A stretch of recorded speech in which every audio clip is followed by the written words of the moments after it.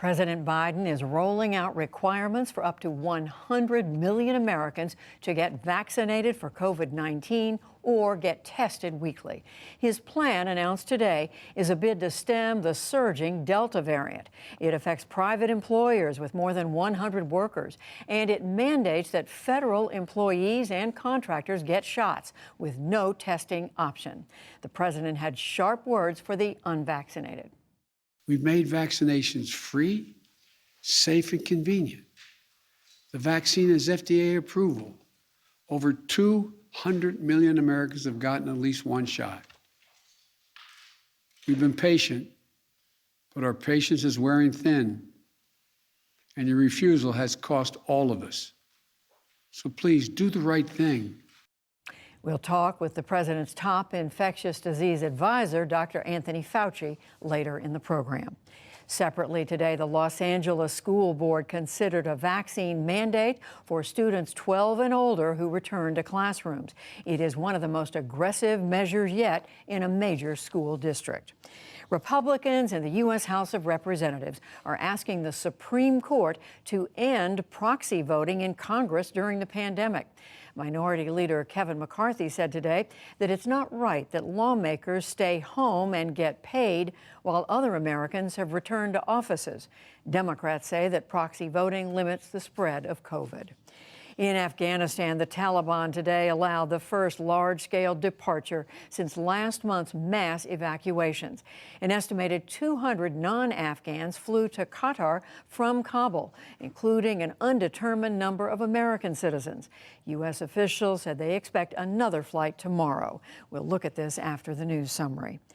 Back in this country, the U.S. Justice Department sued Texas over a new law banning most abortions. It takes effect around 6 weeks into a pregnancy, and it lets private citizens sue anyone who helps in obtaining a prohibited abortion. Attorney General Merrick Garland said it is a dangerous precedent. This kind of scheme to nullify the Constitution of the United States is one that all Americans, whatever their politics or party, should fear. If it prevails, it may become a model for action in other areas, by other states, and with respect to other constitutional rights and judicial precedents. The Texas law is the most sweeping restriction since the U.S. Supreme Court upheld abortion rights in 1973. A federal judge in Florida today struck down a Republican-backed law that targets violent protests. Governor Ron DeSantis championed the statute. It says peaceful protesters may face criminal charges if there is violence during a demonstration. The judge called it an assault on constitutional rights. Extremely hot, dry conditions have returned to much of California, raising the risk of new wildfires. A fire weather watch covers parts of the state through tomorrow. Nearly 15,000 firefighters are already battling 14 major fires across the state. In the southeastern U.S., the problem is too much water. Remains of Tropical Storm Mindy poured rain over Georgia and South Carolina today in areas already soaked by previous storms. In the Pacific, Hurricane Olaf headed toward Mexico's Los Cabos resort region with winds of 80 miles an hour. The U.S. Food and Drug Administration banned sales today of nearly 950,000 vaping products. It cited their potential appeal to teenagers, but the FDA allowed the best-selling Juul brand to stay on the market for now. The agency said it needs more time to complete its reviews. And on Wall Street, worries about the COVID surge pushed stocks lower again. The Dow Jones Industrial Average lost 151 points to close at 34,879.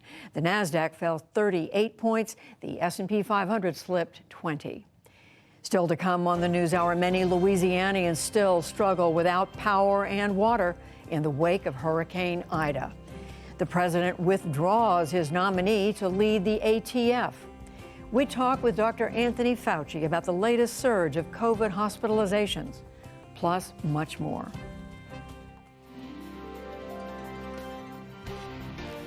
This is the PBS NewsHour from WETA Studios in Washington and in the West from the Walter Cronkite School of Journalism at Arizona State University.